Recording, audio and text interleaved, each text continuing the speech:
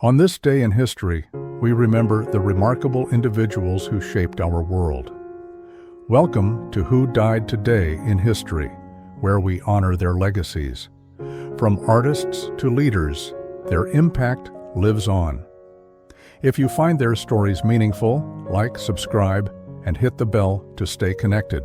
José Duane Ricardo Onfroy, better known by his stage name XXXTentacion, met a violent and untimely death on June 18, 2018, at the age of 20.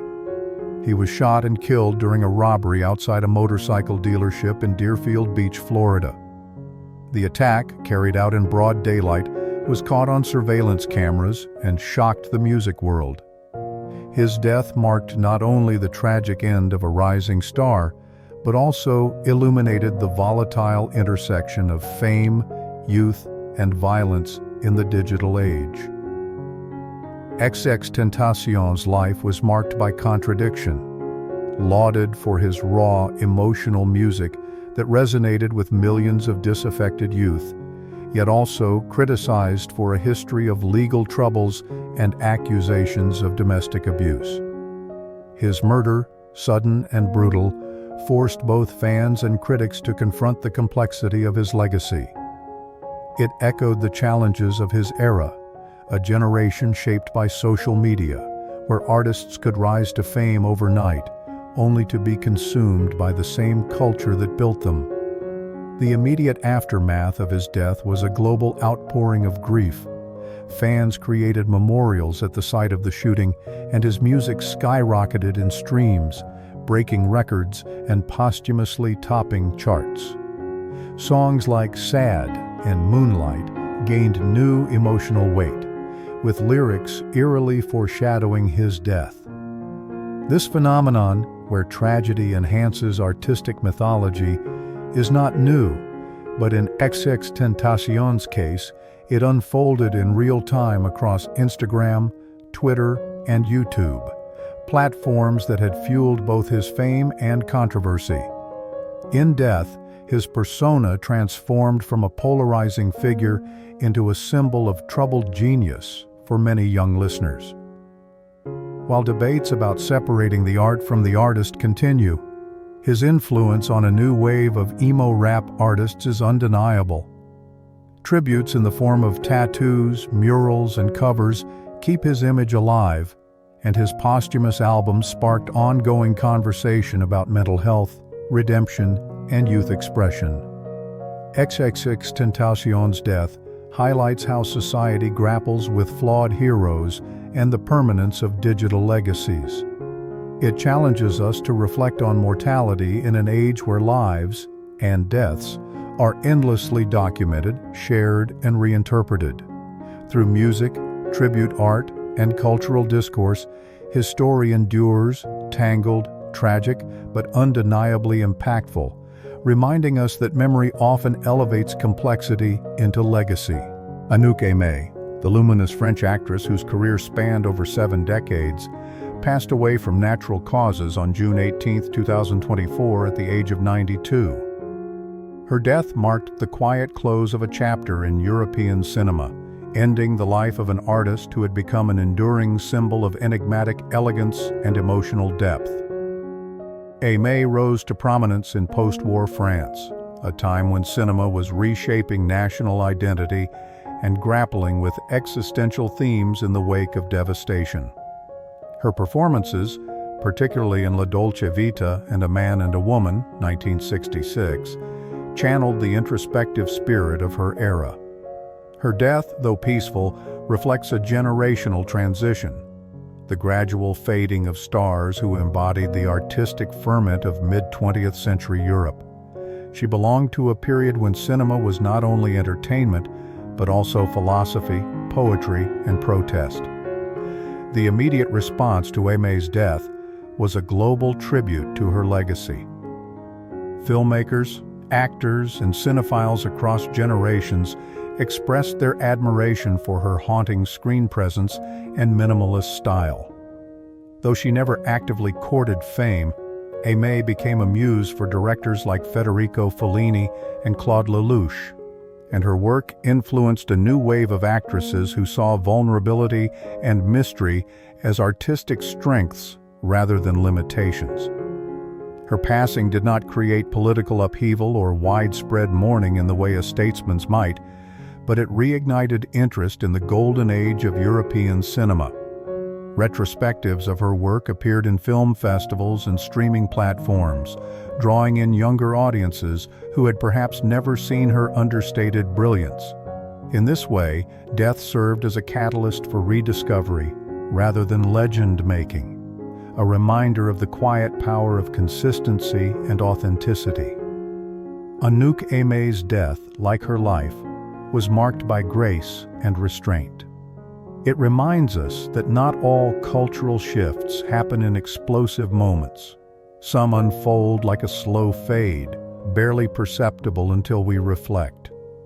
Her legacy endures not through grand monuments or controversy, but through film, the flicker of light on screen that preserves memory long after breath has stilled. In immortalizing figures like Aimée, we are reminded that mortality may claim the person, but art can make them eternal. Willie Mays, often hailed as the greatest all-around baseball player in history, passed away on June 18, 2024, at the age of 93. His death was from natural causes, the quiet end to a life that had once electrified stadiums and transformed the landscape of American sports. Mays's passing not only marked the end of an era, but reignited conversations about race, excellence, and cultural memory in the world of athletics. Born in 1931 in segregated Alabama, Mays began his career in the Negro Leagues before debuting in Major League Baseball with the New York Giants in 1951. His rise mirrored the gradual integration of professional sports, a process that reflected both the triumphs and ongoing struggles of the civil rights movement. By the time of his retirement in 1973, Mays had become a symbol of dignity, talent, and perseverance, not just for black athletes, but for the nation at large. His death came at a time when American society continued to grapple with racial equity and the meaning of heroism. The widespread mourning following his passing, from major league ballparks to street murals in his honor, reflected a yearning for icons whose legacies transcended their statistics. Mays wasn't just known for his 660 home runs or his famous over-the-shoulder catch in the 1954 World Series. He represented an ideal of grace under pressure, achievement without arrogance. The immediate consequence of his death was a national outpouring of respect. Tributes poured in from fellow athletes, presidents, and fans spanning generations. Moments of silence were held across sports arenas, and documentaries revisiting his life aired within days. His passing reignited discussions about how we commemorate sports legends and how black pioneers in American history are remembered, or too often forgotten. In reflecting on Willie Mays's death, we see how mortality confronts even the most legendary among us, but also how memory grants them a second life. Through statues, films, baseball cards, and stories passed from parent to child, Mays lives on. His departure reminds us that while power and fame may fade, the values embodied, discipline, courage, humility, can outlast time. We immortalize such figures not only through accolades but by choosing to carry forward what they stood for.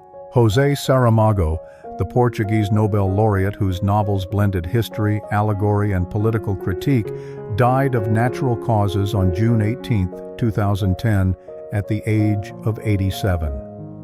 His death, peaceful and expected after a long illness, contrasted with the bold, often unsettling narratives he constructed in life. Saramago's passing marked the loss of one of the most distinctive literary voices of the 20th and early 21st centuries, a writer who challenged readers to confront power, morality, and the fragility of human society.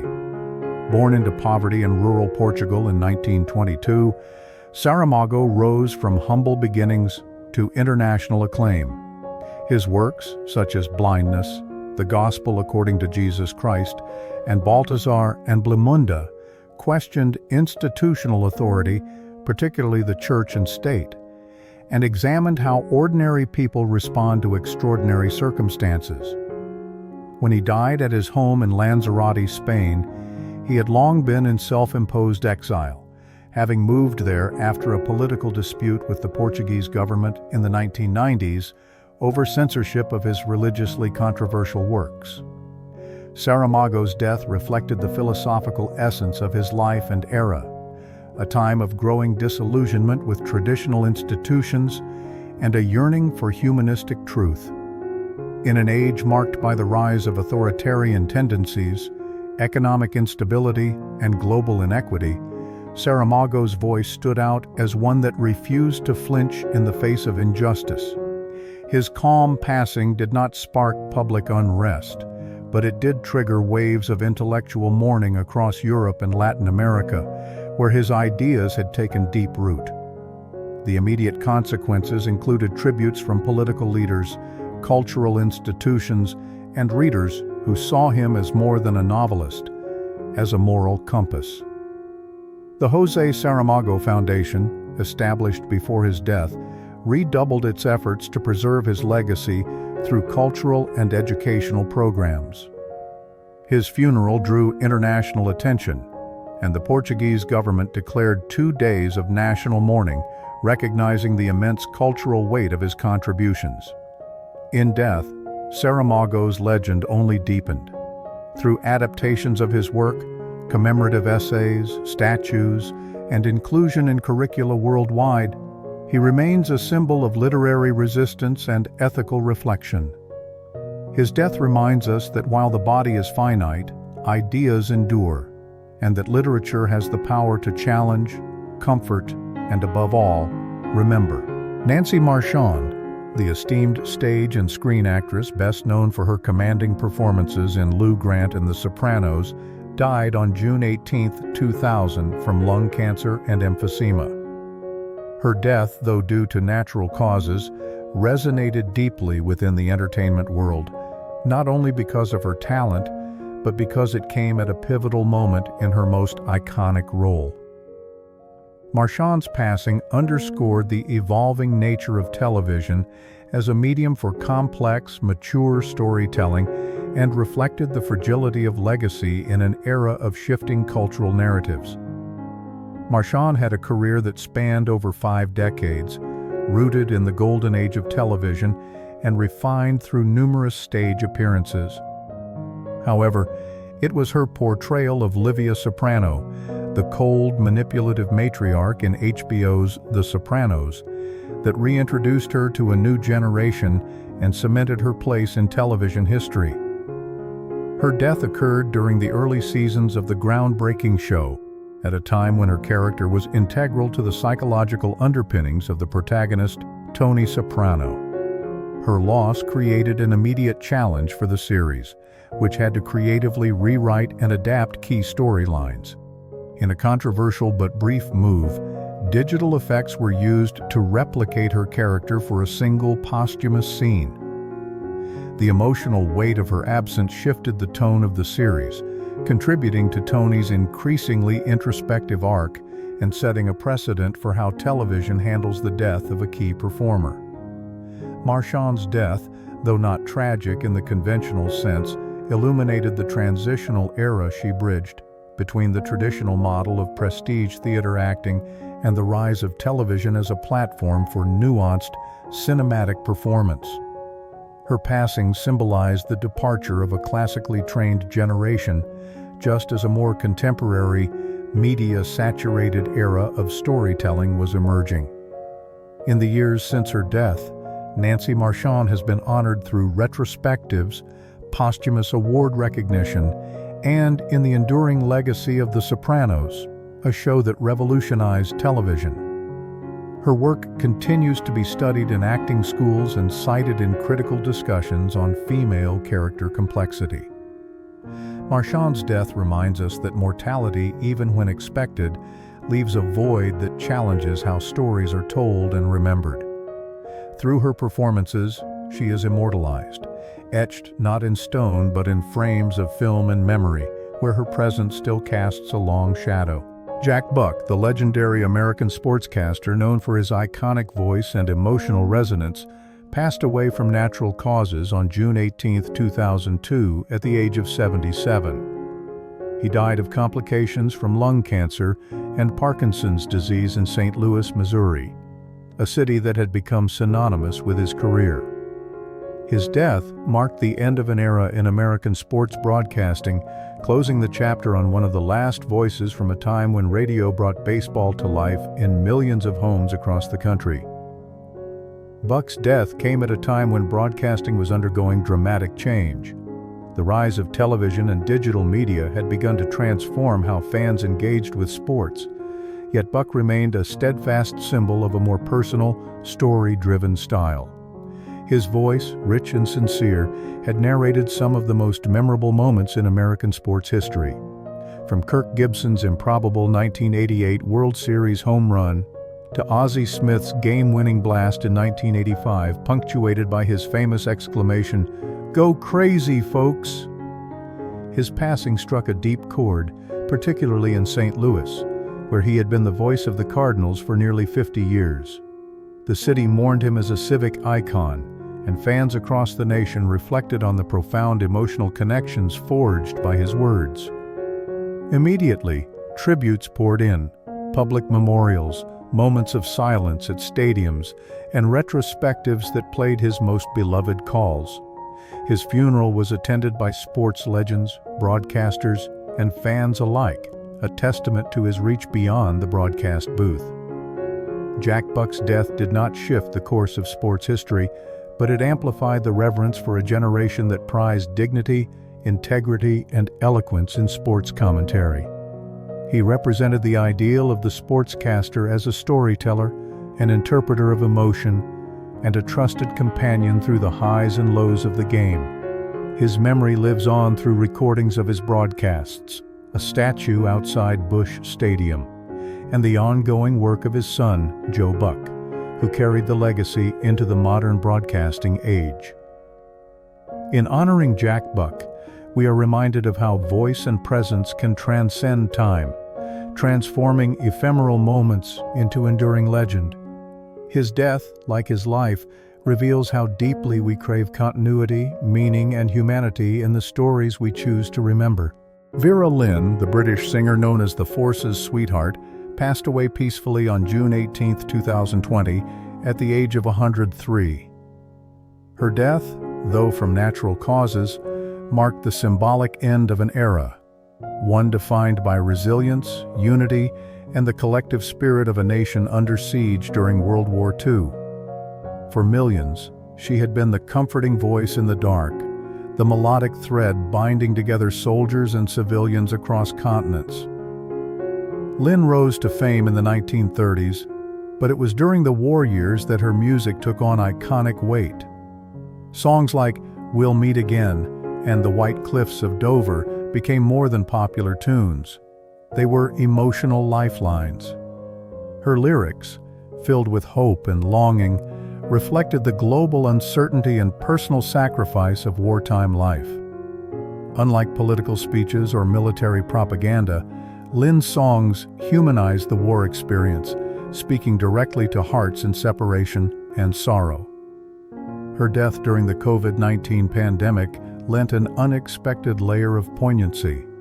In 2020, the world again found itself in crisis, grappling with fear, isolation, and a longing for reunion. Lynn's passing felt like the quiet exit of a generation that had endured perhaps the greatest collective hardship in modern memory. Tributes poured in from across the United Kingdom and the Commonwealth, including from Queen Elizabeth II and Prime Minister Boris Johnson, underscoring her cross-generational impact.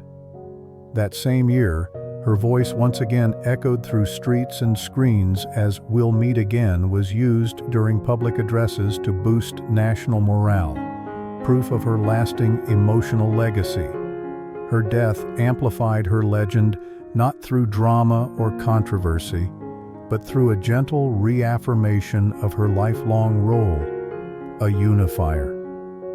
It reminded the world that cultural icons can be just as vital to national identity as political or military figures. Her music, laden with simple yet profound messages, remains a fixture of commemorations and wartime documentaries, ensuring her memory is not only preserved but actively engaged with. Vera Lynn's passing invites reflection on how we commemorate figures of grace and hope. While statues may weather and headlines fade, the emotional power of song, especially when it carries the voice of a people, endures. In remembering her, we remember the strength of collective spirit and the timeless need for compassion in times of crisis. Clarence Clemens, the legendary saxophonist best known for his powerful performances with Bruce Springsteen's E Street Band, died on June 18, 2011, from complications following a stroke. He was 69. His death was natural, yet its emotional impact reverberated far beyond the music world. Known as the Big Man, Clemens was more than just a musician. He was a symbol of soulful exuberance, racial harmony, and brotherhood during a time when America was still grappling with cultural division.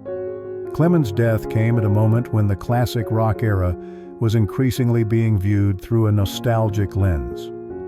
His towering presence on stage, physically and musically, stood as a reminder of the era when live performance was not just entertainment, but catharsis. His solos weren't just notes, they were emotional punctuation marks in anthems that defined working-class resilience and American yearning. In songs like Jungle Land and Born to Run, his saxophone cried, soared, and sang with a voice all its own. The immediate response to Clemens's death was one of deep, collective mourning. Bruce Springsteen issued a heartfelt statement calling him "my great friend, my partner," and tributes flowed from fans, fellow musicians, and public figures. His passing marked a turning point for the E Street Band. His absence left a void that could never truly be filled. Although his nephew, Jake Clemens, would later step into the role, the emotional power and history that Clarence brought could not be replicated. Clemens's death amplified his legend, not through scandal or tragedy, but through a communal recognition of his enduring spirit. In an era of growing digital distance, his story reminded audiences of the unifying power of live music and the deep emotional connection between performers and fans. His interracial musical partnership with Springsteen also quietly reflected the ongoing cultural conversation about race in America, one of mutual respect and brotherhood that transcended barriers. Today, Clarence Clemens is immortalized through documentaries, murals, tribute performances, and the indelible recordings that continue to inspire new generations. His death underscores humanity's desire to preserve figures who embody passion, artistry, and authenticity. We remember the big man not just for the music, but for the joy and freedom he brought to each note, a reminder that through memory and art, even death cannot silence a true voice.